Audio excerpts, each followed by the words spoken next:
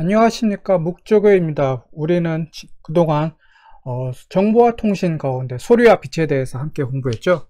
이번 시간부터는 두 번째 중단원인 정보의 전달과 저장에 대해 함께 공부해 보도록 하겠습니다. 봉수대가 무엇인지 잘 아실 겁니다. 봉수대 말 많이 들어보셨죠?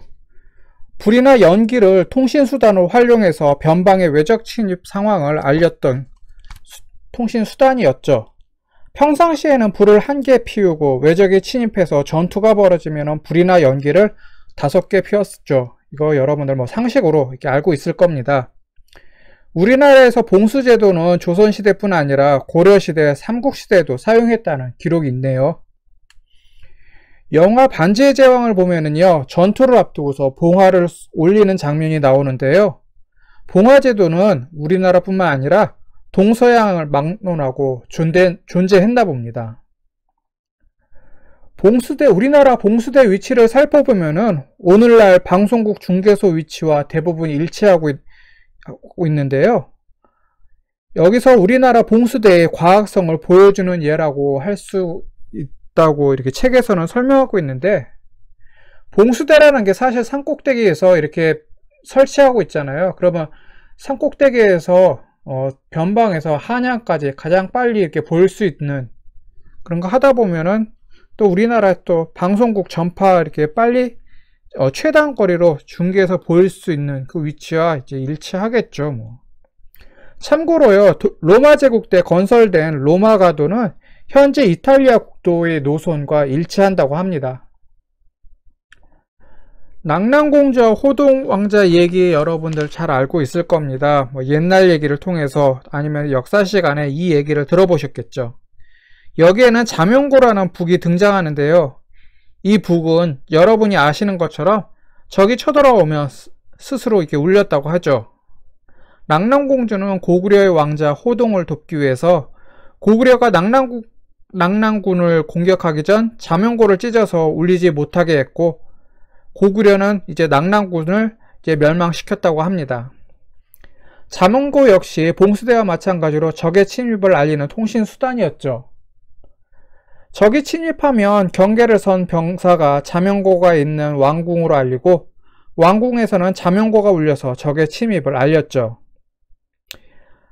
근데 이게 자명고가 스스로 울렸는데 이게 비과학적인 거 아니냐, 너무 허무맹랑한 소리 아니냐, 21세기 이게 가능한 소리가 할 텐데요.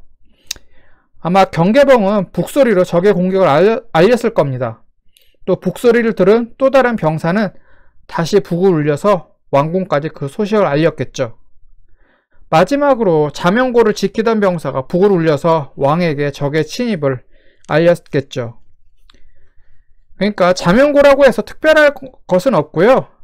내가 북을 치지 않았는데 북이 울렸으면 스스로 북이 울리는 자명고가 되는 거죠.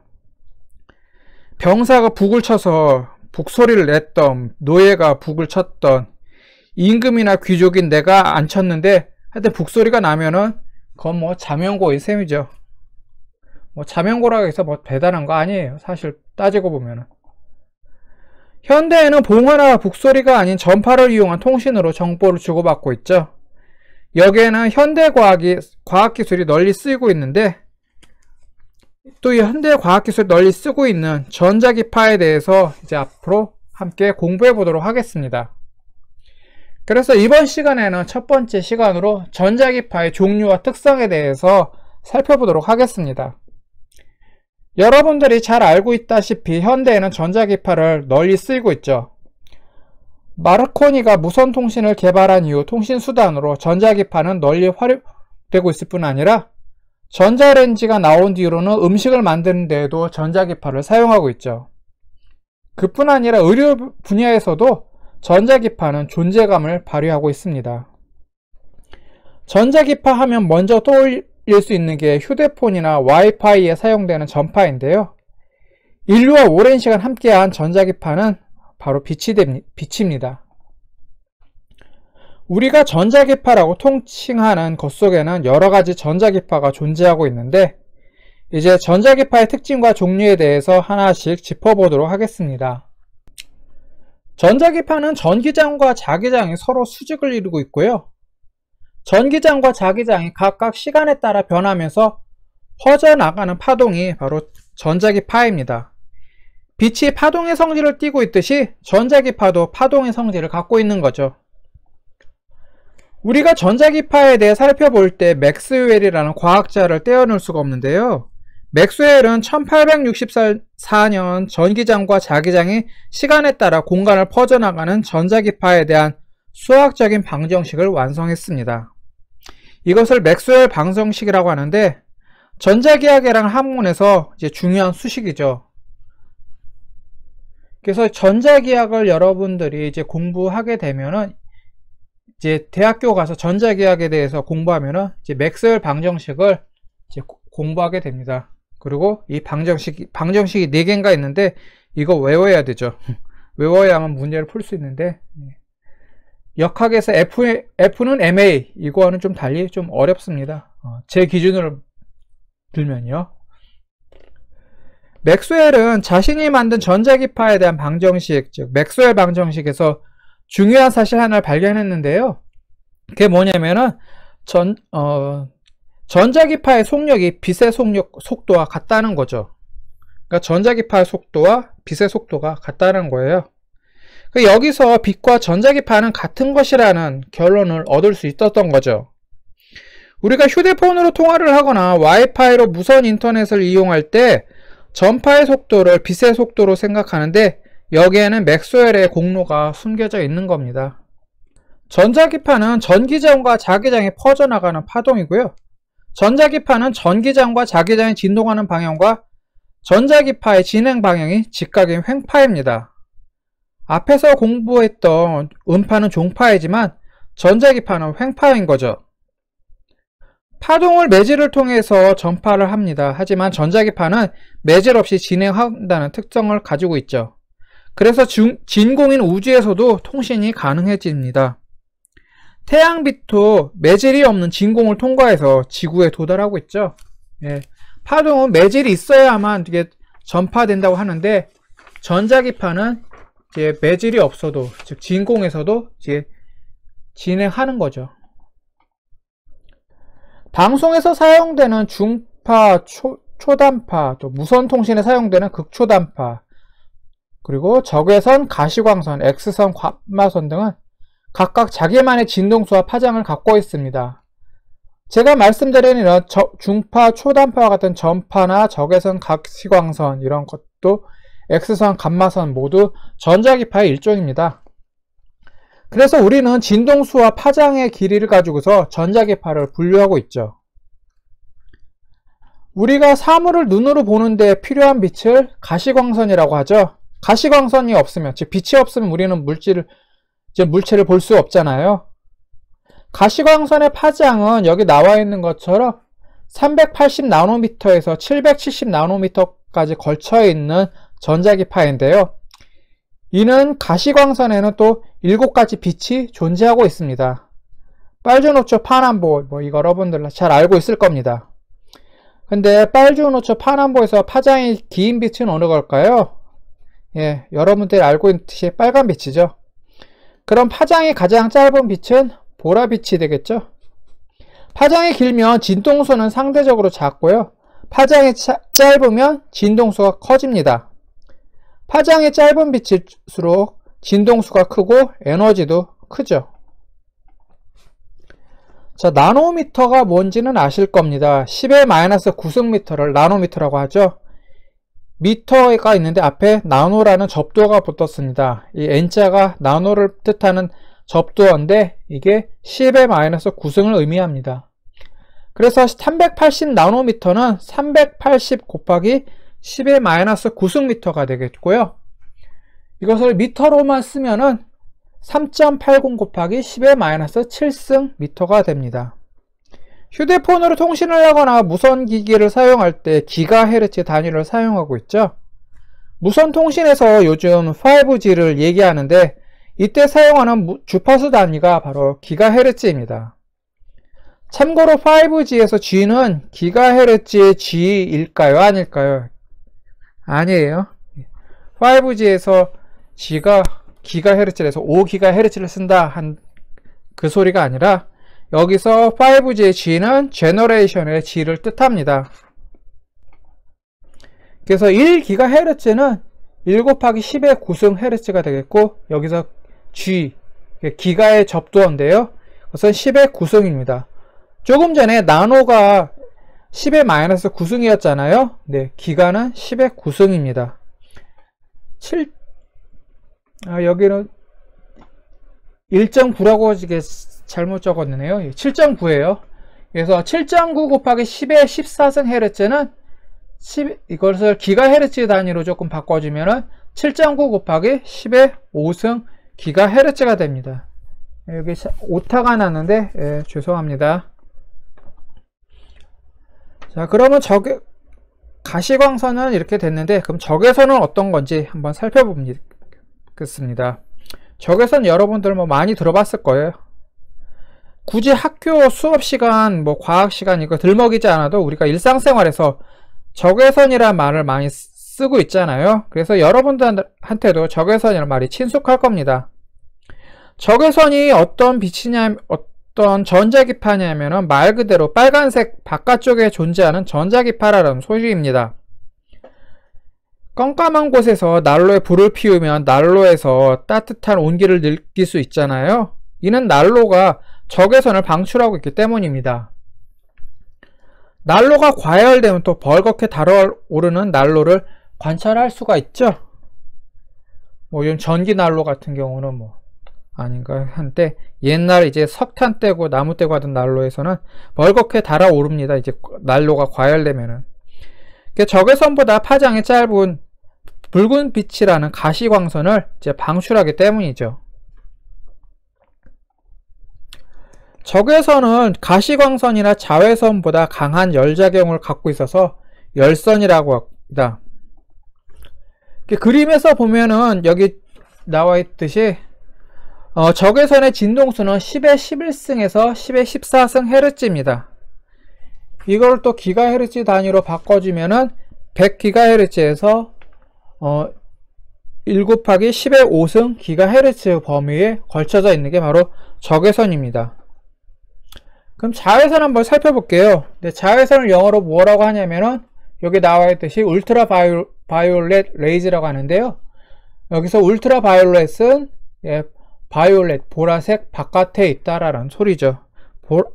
적외선이 빨간색 안쪽에 있는, 그러니까 빨간색보다 파장이 긴 전자기파에 듯이 자외선은 보라색보다 파장이 짧은 전자기파입니다. 적외선이 가시광선 중 빨간빛보다 파장이 길고 진동수가 낮은 전자기파인 것처럼요, 자외선은 이제 보라빛 바깥에 있는 전자기파인데, 이제 화장품 광고 보면은 가끔 뭐 자외선 차단 이제 선크림 보면 UV라는 말이 나오잖아요. 그 UV가 여기 나와 있는 울트라 바이올렛의 약자입니다. 즉 자외선에 관련된 화장품이라는 소리죠. 자외선은 보랏빛 바깥에 있어서 가시광선보다 파장이 짧고요, 또 진동수가 큽니다. 따라서 가시광선보다는 에너지가 크겠죠. 자외선은 사람의 피부를 그을리게 하고 있죠. 뭐 여러분들이 잘 알고 있듯이, 뭐 이거 상식으로 알고 있죠. 햇빛에 가만히 이렇게 피부 노출시키면 피부가 타잖아요. 자외선 때문이라는 거 뭐 여러분들 상식으로 알 수 있는 거 사실이고, 또 자외선이 그렇게 나쁜 것만은 아니고요, 자외선을 쬐면은 피부 속에서 비타민 D가 생성이 됩니다. 얼굴을 햇빛에 15분 정도 노출시키면은 하루에 필요한 비타민 D가 생성된다고 합니다. 그래서 너무 이렇게 햇빛 쬐면은 피부에 안 좋고, 심하면 피부암에 걸리는데, 한 15분 정도면은 비타민 D가 생성됐다고 하죠. 이게 우리 몸에 유익한 전자기파가 되는 거죠. 자외선 이제 살균 작용 있는 거 아시죠? 자외선 이제 식당에 가면은 자외선 살균기 있어서 거기다 컵이나 이제 숟가락 같은 거 살균하기도 하고요. 우리가 햇빛에 빨래를 널어서 넣는데 그건 단순하게 빨래 말리는 것뿐만 아니라 빨래 속에 있는 균들, 나쁜 균들도 없애기 위해서, 살균하기 위해서 햇빛에 널기도 하잖아요. 살균작용이 있는 것은 가시광선보다 더 큰 에너지를 갖고 있기 때문입니다. 근데 조금 전에 얘기했듯이 자외선을 지나치게 이렇게 쐬게 되면 피부를 검게 태우는 것을 넘어서 화상을 입죠. 뭐 여름에 이제 바닷가나 뭐 강가에 놀러 가서 거기서 우통 벗고서 쭉 계속 돌아다니면은 피부 타잖아요. 탈 뿐만 아니라 화상 입고 이제 피부 껍질 벗겨지고. 근데 이게 심하면 화상을 넘어서서 이제 피부암까지도 걸릴 위험이 있습니다. 피부뿐만 아니라 눈에도 안 좋은데요. 자외선을 계속 쬐면 눈에는 백내장이 일으킬 수 있습니다. 그래서 햇볕이 뜨거운 여름에는 자외선 차단 크림을 바르라고 하죠. 또 자외선 차단 선글라스가 있는데 이것 착용하는 이유가 단지 멋있게 보이기 위한 미용 효과뿐만 아니라 자외선에서 이제 눈을 보호하기 위해서이기도 합니다. 형광물질이 이제 흡수되면은 자외선에서 자외선에서 가시광선을 방출하는데요. 이걸 어디서 쓰냐면 이제 범죄 현장에서 이제 쓰게 됩니다. 범죄 현장에 이제 여러분들 뭐 CSI 같은 그런 종류의 미드를 보셨는지 모르겠는데 범죄 현장에 자외선 램프를 이렇게 쭉 비춥니다. 그래서 거기서 뭐 증거물을 찾기도 하죠. 그래서 형광물질 있는데 이제 자외선 램프를 쭉 비추다 보면은 뭐 이제 반짝반짝 가시광선이 반사돼서 비치잖아요. 거기서 증거물을 또 찾기도 하죠. 자, 여러분 X선이란 말 안 들어보신 분 없을 겁니다. X선, 엑스레이라는 말 많이 들어보셨죠? 정형외과 가면 엑스레이 많이 찍잖아요. 또 누구나 한 번쯤은 엑스레이 사진을 찍었을 겁니다. X선은 자외선보다 더 파장이 짧은 영역에 자리한 전자기파를 말합니다. X선 누가 발견했는지 아시죠? 독일의 물리학자 렌트겐입니다. 그래서 과거에는 X선을 렌트겐선이라고 부르기도 했죠. 렌트겐은 X선을 발견한 공로로 1901년 노벨 물리학상을 수상했는데 1901년이니까 바로 최초의 노벨 물리학상 수상자가 되겠습니다. 렌트겐은 1895년 검은 종이로 가려놓은 음극선관으로 실험을 했는데요. 그 실험하다 보니까 옆에 있던 감광종이에 검은색 선이 생긴 것을 관찰을 했습니다. 그는 눈에 보이지 않는 어떤 빛이 음극선관에서 나와서 검은 종이를 뚫고 감광종이에 도달했다고 생각을 하고 자기 부인을 실험실로 불러서 X선 사진을 찍었습니다. 그렇게 해서 나온 게 최초의 X선 사진인데요. 여기 그림에서 보듯이 렌트겐 부인의 손 사진입니다. 여기 반지 낀 것도, 결혼 반지 낀 것도 보이죠? 감광종이가 뭐냐면은요, 쉽게 말해서 사진기에서 인화지입니다.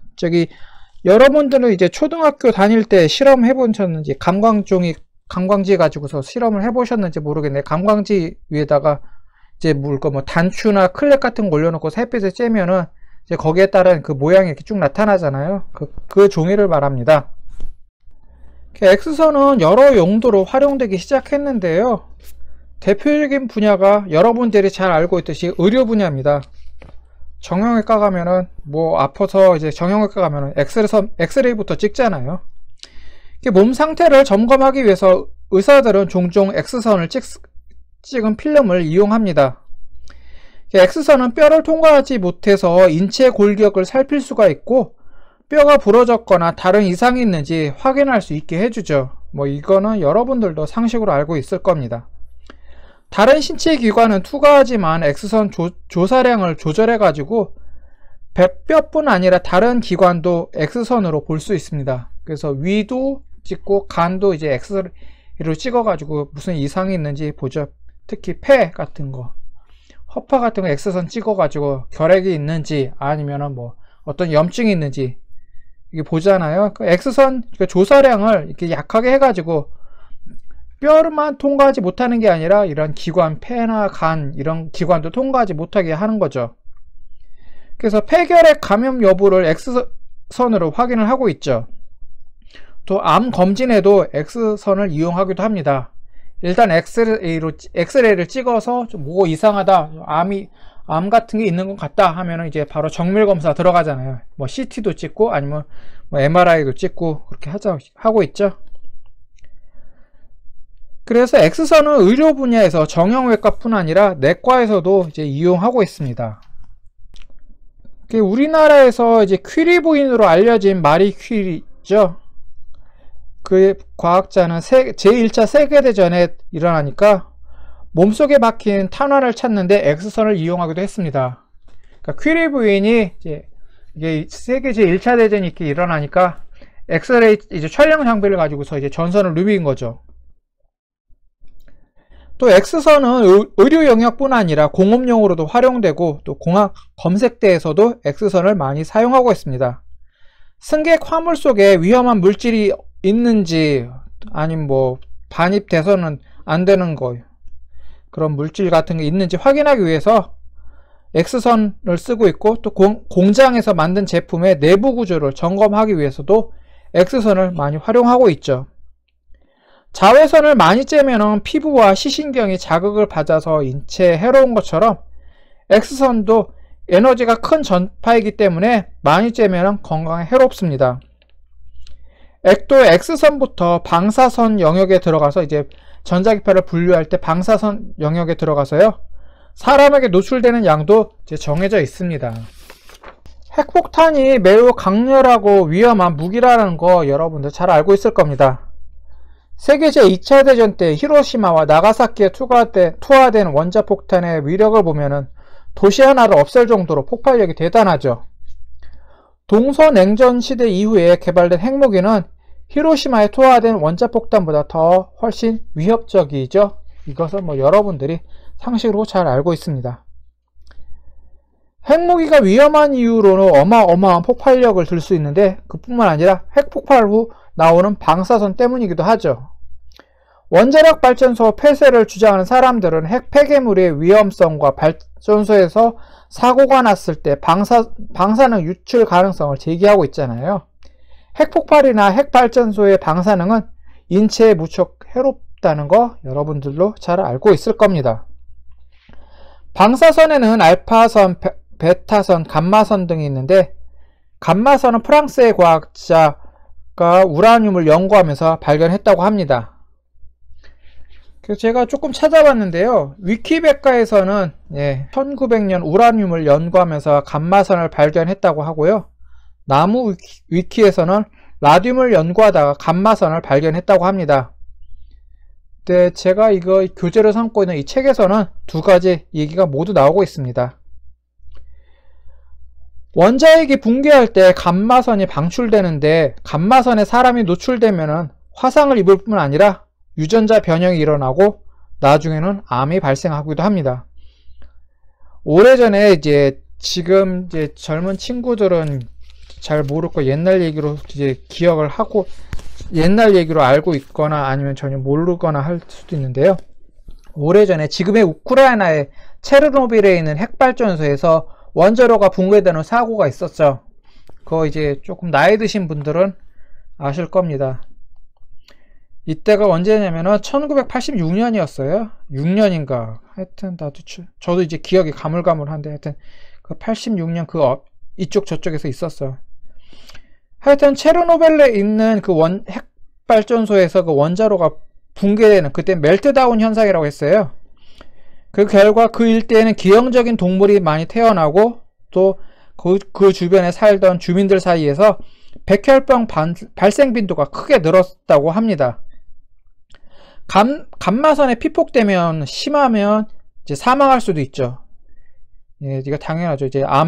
백혈병이라는 암에 걸리기도 하고 또 너무 많은 감마선에 피폭되면 바로 사망하기도 하죠.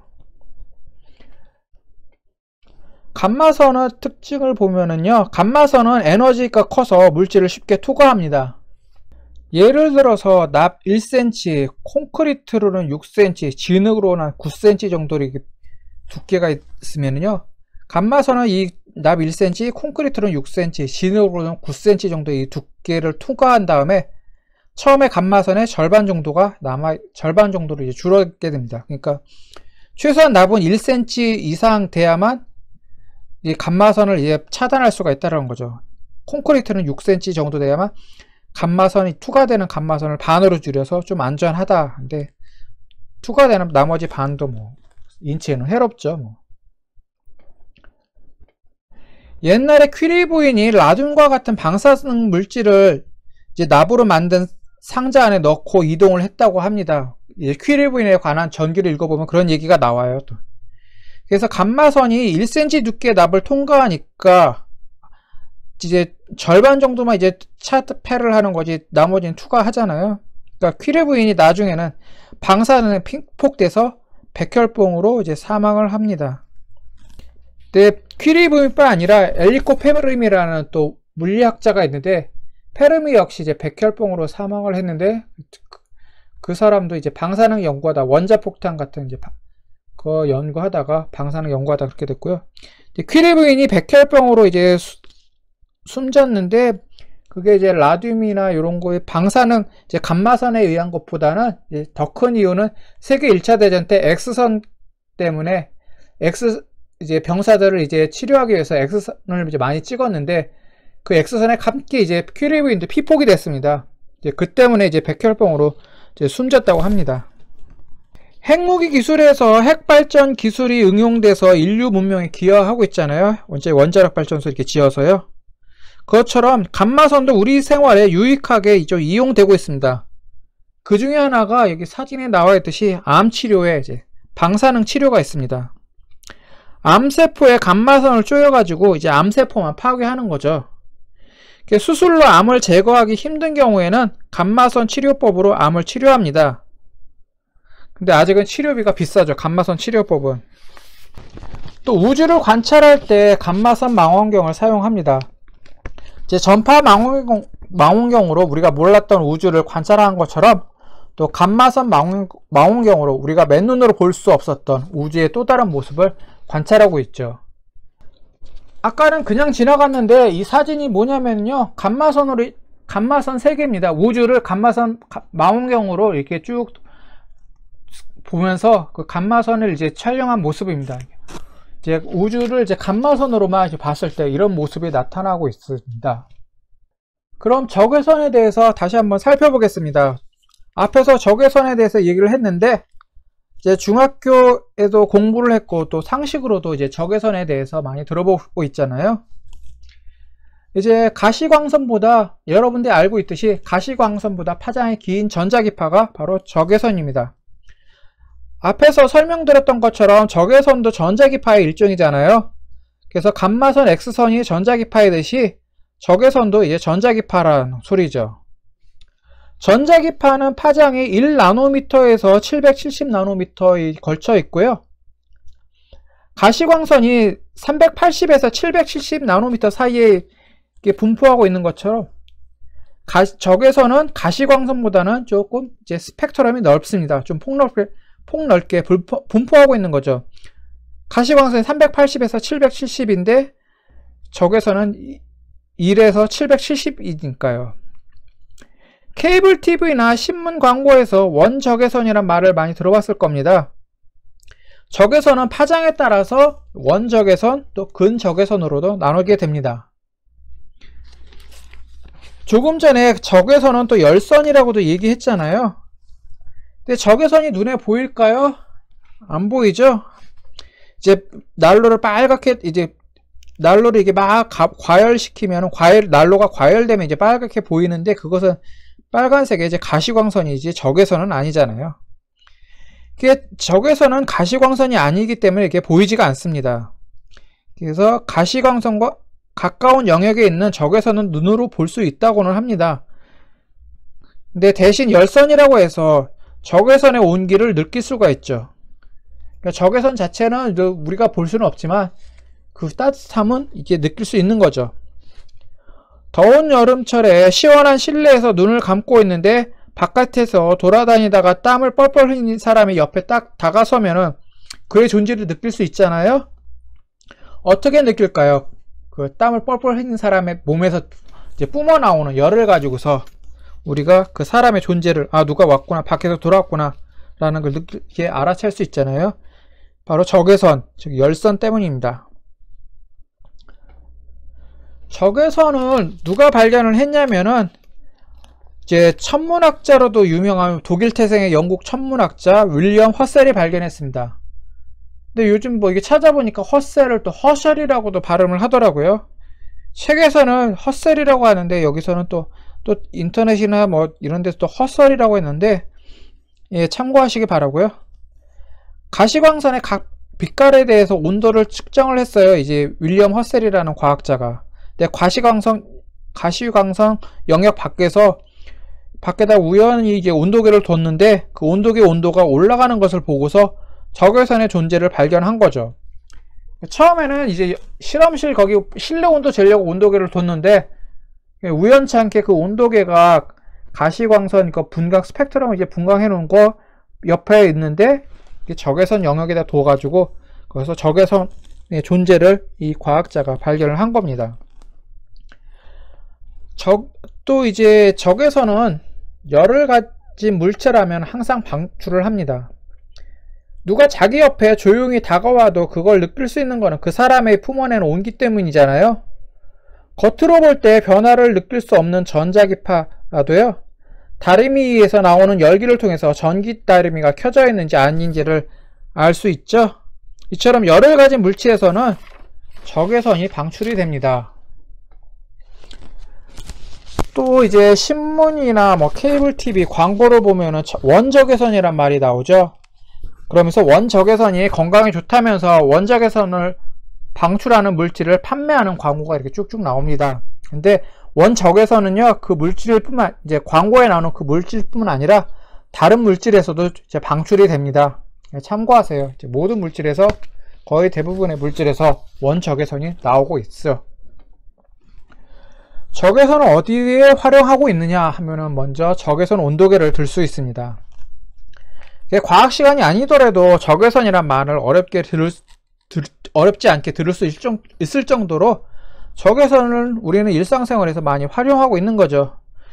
적외선 쓰이는 용도 가운데 이제 적외선 온도계를 들 수 있습니다. 사람 체온 잴 때 뭘로 잴까요? 체온계로 재죠. 근데 과거에는 수은으로 만든, 여기 사진에 나와 있듯이 수은으로 만든 체온계, 수은 체온계를 사용했습니다.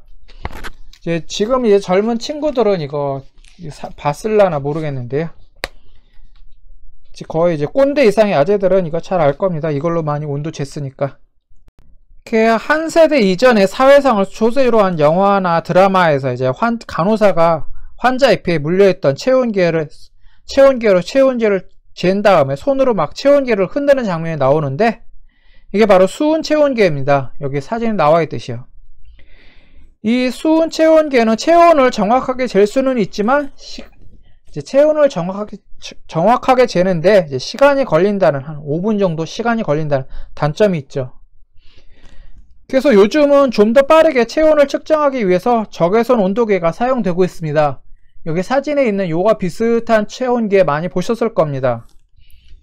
이 온도계는 열을 가진 물체에서 나오는 적외선을 측정해서 물체의 온도를 파악하는 거죠. 사람의 귀 속에 적외선 온도계를 집어넣고 사람 몸의 온도에 따라서 방출되는 적외선 양이 달라지는 것을 측정을 합니다. 그 다음에 요즘은 또 요런 체온계도 많이 나오죠. 요런 체온계도 여러분 많이 봤을 겁니다. 이게 언제부터 많이 나왔냐, 이제 시중에 돌아다니게 됐냐 하면은 이제 그 유명 코로나 사태죠. 이제 코로나 바이러스가 창궐했던 다음부터는 사람의 이마에 체온계를 가까이 대는 비접촉식 적외선 체온계가 널리 사용되기 시작했습니다. 귀에 대면은 거의 그쪽 이제 귀에 접촉하면서 이제 체온계와 이 귀 사이에 그 코로나 바이러스가 전염될 수 있다 해가지고 이제 비접촉식, 이제 이마에 딱 대는, 뭐 이마에 바짝 붙이는 게 아니라 살짝 떼서 하는 비접촉식, 사진에서 보듯이 이런 적외선 체온계를 사용하기 시작한 거죠. TV나 보건기관에서 의료 관계자들이 사람 이마에 체온계를 갖다 대는 모습 많이 보셨죠? 또 여러분들이 직접 당해보시기도 했죠. 또 적외선은 그 체온계뿐만이 아니라 이제 카메라로, 열화상 카메라로 많이 쓰이고 있습니다. 많은 사람들이 한꺼번에 이동하는 공항에서는 체온을 어떻게 잴까요? 한 사람 한 사람 일일이 잴 수는 있겠지만 그러면 시간이 엄청나게 많이 걸리겠죠. 그리고 체온 재는 그런 인원도 많이 투입이 돼야 될 거고요. 체온 재는 인원이 많이 투입된다는 소리는 인건비가 그만큼 들어간다는 소리가 되겠죠. 공항 같은 곳에서는 열감지 카메라로 사람들의 체온을 측정합니다. 그래서 열이 있는 사람을 이제 찾아내는 거죠. 그뿐만 아니라 적외선 CCTV도 있습니다. 이게 적외선이 방범 분야에도 이렇게 활용이 되는데 CCTV에 이제 적외선이 이제 활용되는 거죠. 밤이 되면 사방이 깜깜해지잖아요. 아니면 또 조명이 약해지기도 하죠. 근데 일반 카메라로는 이제 약한 조명에서는 제대로 된 영상을 찍을 수가 없습니다. 그냥 까맣게 나오죠. 혹시 뭐 그것이 알고 싶다 아니면 뭐 추적 요런 이제 다큐멘터리 시사 다큐멘터리 보면은 까맣게 돼서 이제 나오는 화면이 있잖아요. 밤에 있는 영상 찍으면은 조명이 약한 곳에서는 우리가 사용하는 일반적인 카메라는 그렇게 재고실을 잘 안 나옵니다. 그때 이제 등장하는 카메라가 뭐냐면 적외선 카메라죠. 여러분들이 CCTV 많이 봤을 겁니다. 밤에도 작동하는 CCTV요. 이 밤에 방범 카메라를 보면은 카메라 렌즈 주변에 사진에서 보듯이 붉은 빛이 나옵니다. 이 붉은 빛에서 나오는 이제 적외선이 조명 역할을 하는 거죠. 이제 적외선을 쏟아보면 적외선에 가까이에 있는 파장이 빨간색 파장이잖아요. 그래서 적외선 이렇게 쏟아보면은 이제 빨간색 빛도 이렇게 나오는 거죠. 그래서 적외선 CCTV를 이렇게 만들어 놓은 영상을 보면은 흑백으로 나오죠. 가시광선으로 나온 가시광선을 촬영하는 CCTV가 아니라서 적외선으로만 찍으면은 이렇게 흑백으로 나옵니다. 여러분들이 이게 많이 봤을 겁니다. 적외선 CCTV죠. 자, 이번엔 마이크로파에 대해 함께 살펴보도록 하겠습니다. 마이크로파는요, 파장이 1mm에서 1m고요. 주파수는 1에서 300GHz인 전자기파를 말합니다. 그러니까 조금 전까지는 파장의 길이가 나노미터 단위였는데 이제는 밀리미터 단위로 왔죠. 밀리미터에서 그냥 미터 단위까지 올라왔습니다. 또 주파수 단위가 기가헤르츠인데요. 앞에 있는 G는 기가의 약자로 10억을 의미합니다. 그래서 마이크로파는 1초에 10억 번에서 3000억 번 진동한다는 소리가 되겠죠. 1에서 300GHz가 진동수가 그렇게 되니까요. FM 라디오 주파수의 단위는 메가헤르츠입니다. 이때 접도 M자 메가라고 하는데 이거 아신 분 아시죠? 100만을 의미합니다. 기가헤르츠는 라디오 전파보다 1000배 더 많이 진동한다는 소리죠. 자, 이제 주파수 단위를 말할 때 맨 처음에 헤르츠, 그 다음에 1000단위로 이렇게 끊어서 헤르츠, 그 다음에 메가헤르츠, 헤르츠, 그 다음에 킬로헤르츠, 그 다음에 메가헤르츠, 그리고 기가헤르츠. 근데 라디오에서는 기가헤르츠 안 쓰죠. 마이크로파는 밀리미터파, 센티미터파라고도 하는데 여기 파장 길이 보면 밀리미터 있고 미터까지 나와 있잖아요. 마이크로파는 파장이 1mm에서 1m 사이에 분포하고 있어서 파장의 길이 단위는 밀리미터 또 센티미터로 이렇게 합니다. 그래서 밀리미터파, 센티미터파라고도 얘기를 하는 거죠. 그럼 마이크로파는 어떻게 사용하고 있을까요? 어디에 사용하고 있을까요? 마이크로파 역시 우리 일상생활에서 활용되고 있는데 대표적인 예로 전자레인지를 들 수 있죠. 전자레인지 뭔지 아시죠? 전자레인지가 발명된 계기는 제2차 세계대전에서 사용되는 레이더 때문이었습니다. 제2차 세계대전이 끝난 직후 레이턴사에서 근무하던 스펜서라는 사람이 전파의 파장을 실험하다가 자기 호주머니 안에 넣어둔 초콜릿이 다 녹은 것을 발견했습니다. 그는 레이더 전파 때문이라고 생각을 한 거죠. 여기서 스펜서는 본격적인 연구를 시작해가지고 1945년 레이더 레인지라는 제품을 출시했다고 합니다. 나 같으면 이제 호주머니 안에 넣어둔 초콜릿이 녹았으면은 내 체온 때문에 날씨 더운데 아니면 난방이 이제 빵빵하게 돌아가는 데서 이제 바지 속에 넣었으니까 당연히 초콜릿이 녹았을 거라고 생각을 했을 텐데 스펜서라는 양반은 그렇지 않고 전자기파 레이더에서 나오는 전파 때문이라고 생각을 했네요. 예. 근데 전자레인지가 발명된 계기가 이렇게 됐다고 하는데요. 제가 하는 얘기는 조금 다릅니다. 뭐 제2차 세계대전에서 활용된 레이더가 전자레인지 개발의 시작이라는 거는 이제 똑같은데요. 제가 알고 있는 얘기는 이제 제2차 세계대전 때 레이더를 운용하던 병사가 갑자기 숨졌습니다.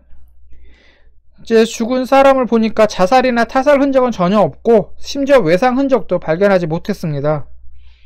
이상하잖아요. 그럼 당연히 부검을 하겠죠. 사망 원인을 찾기 위해서 이게 부검을 했는데 사람들은 이제 몸 상태를 보고서 깜짝 놀랄 수밖에 없었던 게 병사의 병사의 몸이 이제 익었기 때문입니다. 요리할 때 뜨거운 물에 담그면 이제 고기 같은 거 익잖아요. 그런 식으로 이 숨진 병사의 몸도 부검해 보니까 익은 거예요. 어떻게 사람 몸이 익을 수가 있는지 그 원인을 조사하다 보니까 검사관들은 레이더에서 그 원인을 찾았습니다. 레이더의 전자기파가 그렇게 만들었다는 거죠. 그래서 레이더에서 나오는 마이크로파는 이 민간 영역에서 전자레인지로 활용되기 시작합니다. 책에서는 스펜서라는 사람이 자기 주머니에 있던 초콜릿이 녹아서 그걸 가지고 연구하다가 전자레인지를 발명했다고 하는데 제가 하는 얘기는 조금 달라요. 조금 더 살벌하죠. 예. 처음에는 군사적인 목적으로 개발됐다가 민간인들을 위한 제품으로 전용된 예가 많이 있죠. 컴퓨터는 이제 우리가 지금 많이 쓰고 있는 컴퓨터는 탄환의 탄도 계산을 위해서 개발이 됐습니다. 뭐 파스칼이 이제 계산기의 원리를 이제 원초적 계산기를 발명했다고 하는데 실제적으로 우리가 쓰고 있는 컴퓨터에는 이제 그거의 원조는 탄환의 탄도 계산을 위해서 개발을 했습니다. 그리고 원자력 발전은 여러분들이 잘 알고 있다시피 원자폭탄에서 비롯됐고요. 전자레인지는 방금 얘기한 것처럼 레이더에서 방출되는 마이크로파를 활용된 겁니다. 또 이것뿐만이 아니죠. 여객기로 제작된 제트 비행기는 제트 전투기가 시초가 됐죠. 이제 전투기 2차 대전 때 제트기가 이제 처음 개발돼서 전투에 썼는데 그게 이제 제트 여객기로 민간 영역으로 넘어간 거죠. 또 로켓은 로켓 미사일에서 또 파생된 거고요. 인류를 위협하던 도구가 인류 문명에 도움을 주는 도구의 원형이 됐다는 것은 참 아이러니한 겁니다.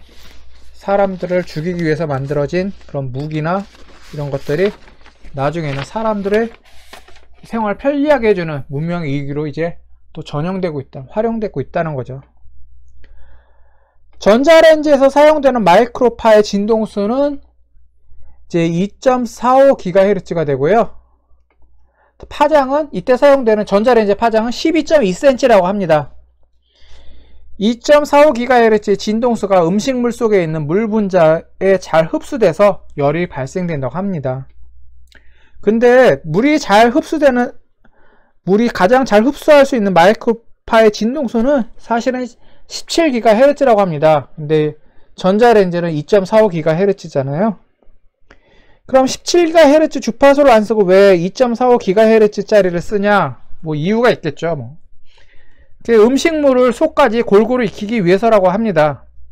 17GHz 짜리 마이크로파를 사용하면 음식물 표면에 있는 물이 마이크로파를 모두 흡수해 가지고 마이크로파가 음식물 속까지 전달되지 못해서 겉만 익게 된다는 소리죠. 겉은 익고 속은 하나도 안 익는, 음식 제대로 못하고 있기 때문에 속까지 익을 수 있게 조금 낮은 2.45GHz 짜리를 쓴다고 합니다. 여기서 전자레인지의 작동 원리를 발견할 수가 있는데요. 마이크로파는 물 분자에 흡수되면서 물 분자를 진동시킵니다. 물 분자들이 진동하면서 마찰 등에서 이 진동 서로 각각의 분자들이 진동하면서 옆에 있는 이제 물 분자 마찰을 일으키겠죠. 그래서 마찰 때문에 열이 발생되고 이때 발생한 열이 음식물을 익게 하는 거죠. 컵라면 용기를 잘 살펴보면 전자레인지 사용 금지라는 이제 픽토그램이 인쇄되어 있는 걸 볼 수 있습니다. 여기 있죠.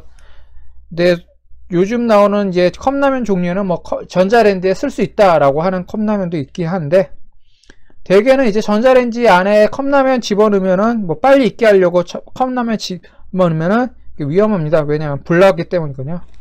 화재 위험 때문에 그렇습니다. 또 이제 라떼 얘기를 할게요. 학생들이 간식으로 학교에서 컵라면 즐겨 먹잖아요. 제가 학생 때도 그랬어요. 근데 온수계에서 이제 뜨거운 물을 받아야 되는데 뜨거운 물이 충분하게 그렇게 뜨겁지 않을 때가 있거든요. 앞에서 이제 막 사람들이 뜨거운 물 막 쓰다 보면 내 차례 되면은 이제 뜨거운 물이 이제 뜨겁지가 않고 미지근하게 나오는 경우가 많이 있었습니다. 그러면 전자레인지를 이제 전자레인지에 컵라면을 집어넣고 돌렸거든요.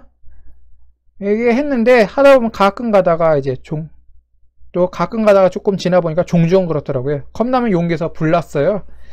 그래서 이제 그 매점 주인한테 욕 먹었죠. 이제.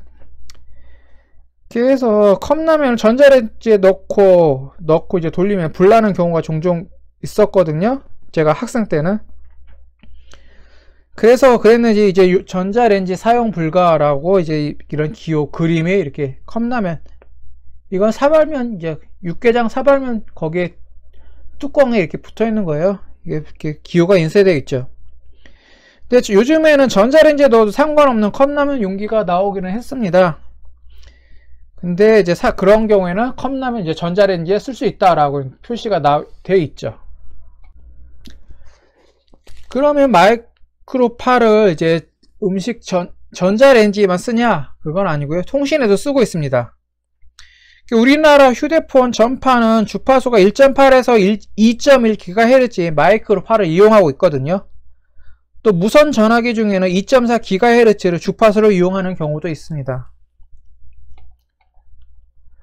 또 이제 이게 아시죠? 이거 무선 공유기입니다. 인터넷 쓸 때 이제 와이파이 쓸 때 무선 공유기 쓰고 있잖아요.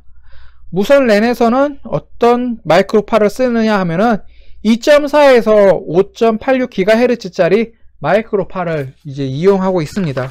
이거 가지고서 이제 와이파이를 이제 쓰면서 인터넷 공유 이게 하고 있는 거죠. 자, 마이크로8의 영역은 긴 파장의 전자기 파일로 이용하고 있습니다. 그래서 전파도 이제 전자기 파일 일종이죠. 그럼 TV와 라디오에서 사용하는 주파수 영역을 살펴보겠습니다. 표로 이렇게 쭉 나와 있죠. 디지털 TV는 470에서 698MHz고 쭉 밑으로 내려오면 AM 라디오는 535에서 1605kHz의 주파수를 사용하고 있습니다. FM 라디오에서 사용하는 전파는 초단파라고 하고요. AM 라디오에서 사용하는 전파는 중파라고 얘기를 합니다. 그리고 TV에서 사용하고 있는 전파는 극초단파라고도 하고요. 여기 표에 보면 단파 라디오는 3에서 30MHz라고 하는데요. 이거보다 더 낮은 1에서 2MHz 짜리 도 단파 통신에 사용하고 있습니다. 이제 단파 라디오에 1에서 2MHz 짜리 주파수를 쓰기도 하고요. 또 단파 통신에서도 그 정도의 주파수를 사용하고 있습니다. AM 라디오의 전파는요, 회절이 잘 일어나서 산이나 또는 높은 건물 뒤에서도 전파가 잘 전달이 됩니다. 그래서 장애물이 있을 때 FM 라디오나 TV보다 AM 라디오가 수신이 잘 되죠. 근데 AM은 수신이 잘 되는데 FM 라디오나 TV에서는 왜 전파가 잘 수신이 안 되냐? 그거는 직진성이 강하기 때문입니다. 그래서 이제 장애물, 산이나 높은 건물이 있으면 그거를 돌아가지 못하고 직진성이 강하기 때문에 거기서 이제 막히는 거죠. 그래서 텔레비전 방송 같은 경우에는 곳곳에 중계소를 세워가지고 텔레비전 방송을 시청자들에게 전달을 하고 있고요. 근데 전파성이 이제 TV 전파는 직진성이 강해서 회절이 잘 일어나지 않고 장애물이 있으면 장애물을 넘어서 전달하지 못합니다. 방금 말씀드렸죠. 또 도시 곳곳에 보면 휴대폰 기지국 이제 볼 수 있죠. 이거 여러분들 많이 길 가다가 많이 봤을 겁니다. 휴대폰에서 사용하는 전자기파는 주파수가 방송 주파수보다 더 커서 직진성이 더 강하게 나타납니다. 그래서 장애물을 넘어가지 못하기 때문에 이렇게 보는 것처럼 건물 옥상에 이렇게 곳곳에 기지국을 설치한 거 있죠. 자, 지금까지 전자기파의 종류와 특성에 대해서 간단하게 짚어봤습니다. 전자기파가 좀 많다 보니까 조금 얘기가 장황하게 길어졌죠. 그럼 다음 시간에는 전자기파의 발생과 수신에 대해서 한번 살펴보도록 하겠습니다. 네, 긴 시간 듣느라고 고생 많으셨습니다. 네, 다음 시간에 뵙도록 하겠습니다. 수고하셨습니다.